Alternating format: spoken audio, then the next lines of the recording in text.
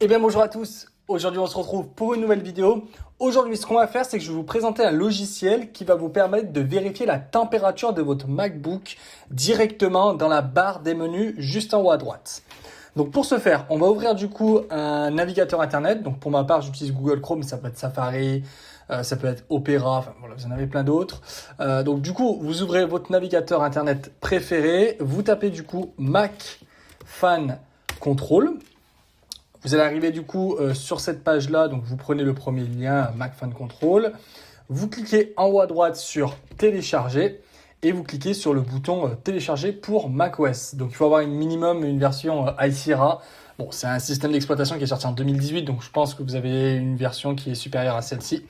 Donc on lance le téléchargement. De toute façon, le lien du téléchargement direct sera en description comme d'habitude, donc vous cliquez dessus et le téléchargement va se lancer automatiquement. Une fois que du coup c'est fait, on double-clique sur le point zip, donc ça va m'extraire le fichier. Donc voici, on va ouvrir du coup le Mac Fan Control. Donc il me dit que c'est une application extérieure, on fait oui.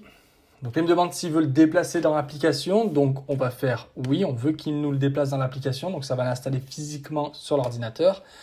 Et voilà l'interface du logiciel. Donc comme vous pouvez voir en haut à droite, vous avez du coup des informations qui sont apparues. Donc là, on a donc sur ce MacBook Air, c'est un MacBook Air de 2017, une vidéo du coup complète sur l'utilisation en 2026 va arriver très rapidement sur la chaîne YouTube. Donc sur ce MacBook Air, j'ai un seul ventilateur, du coup qui est directement sur le processeur. Actuellement, il tourne à 1200 RPM, donc c'est la vitesse actuelle du système. La vitesse minimale est 1200 et la vitesse maximale est 6500. Vous avez la possibilité du coup de contrôler la vitesse du ventilateur. Donc actuellement, c'est en automatique, donc c'est macOS directement qui gère la ventilation de l'ordinateur. Et vous avez du coup la possibilité de faire personnaliser et de mettre la vitesse que vous souhaitez. Par exemple, là, je vais mettre le ventilateur à fond, donc on va entendre le bruit du ventilateur. Voilà, je ne sais pas si vous l'entendez, mais du coup, là, le ventilateur actuellement est à fond. Il a 6500 à peu près RPM. Je vais le remettre en automatique parce que ça fait du bruit. Et bon, de toute façon, je ne fais rien dessus sur le MacBook, donc je n'ai pas besoin qu'il ventile énormément. Donc du coup, ce qu'on va faire, pour pouvoir avoir les informations qui s'affichent régulièrement et que vous jetez directement un coup d'œil sur la température de votre MacBook, vous faites du coup préférences. Vous allez du coup dans affichage dans la barre des menus et vous avez la possibilité de personnaliser un peu les informations. Vous pouvez mettre un logo en haut à droite, donc un ventilateur en couleur noir et blanc. Bon, pour ma part, je ne vais pas en mettre, ça ne sert à rien.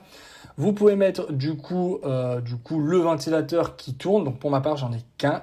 Donc je sélectionne le seul ventilateur qui m'est proposé. Et la sonde, du coup, vous allez avoir plusieurs sondes. Donc vous pouvez avoir la température de votre batterie, la température de la carte graphique. Bon, elle est liée au processeur, donc ça reste la même température. Température du SSD, etc.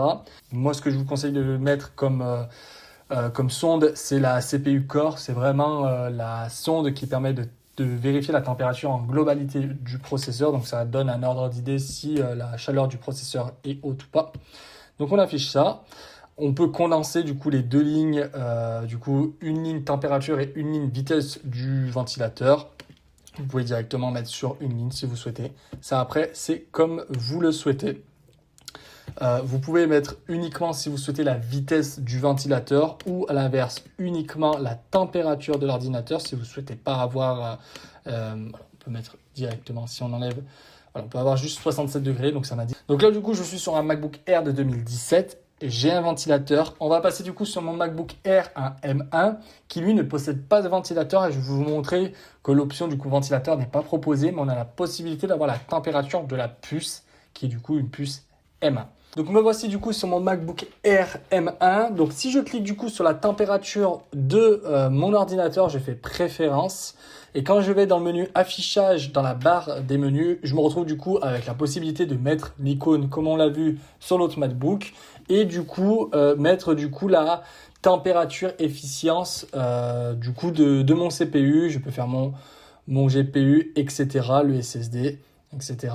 Donc du coup voilà, on peut le faire aussi sur un MacBook qui ne possède pas de ventilateur et dans le menu on accède exactement au même paramétrage que sur l'autre, juste que du coup la partie ventilateur n'est pas spécifiée et on a accès à toutes les températures ici de la machine. Donc que vous ayez un MacBook avec un ventilateur, un iMac même avec plusieurs ventilateurs, vous allez avoir vraiment la même interface. Donc voilà, donc c'est un logiciel que je vous conseille d'installer parce que c'est toujours intéressant d'avoir ces informations, savoir si la machine chauffe ou pas. Personnellement, moi, à chaque fois que du coup j'utilise un MacBook, que ce soit personnel, professionnel, j'aime bien avoir cette information-là. C'est toujours voilà, un titre indicatif, toujours intéressant de le savoir. Et si vous voulez piloter vous-même la vitesse du ventilateur, vous pouvez du coup sur ce logiciel qui est gratuit et qui fonctionne, enfin je l'utilise depuis des années, il fonctionne super bien.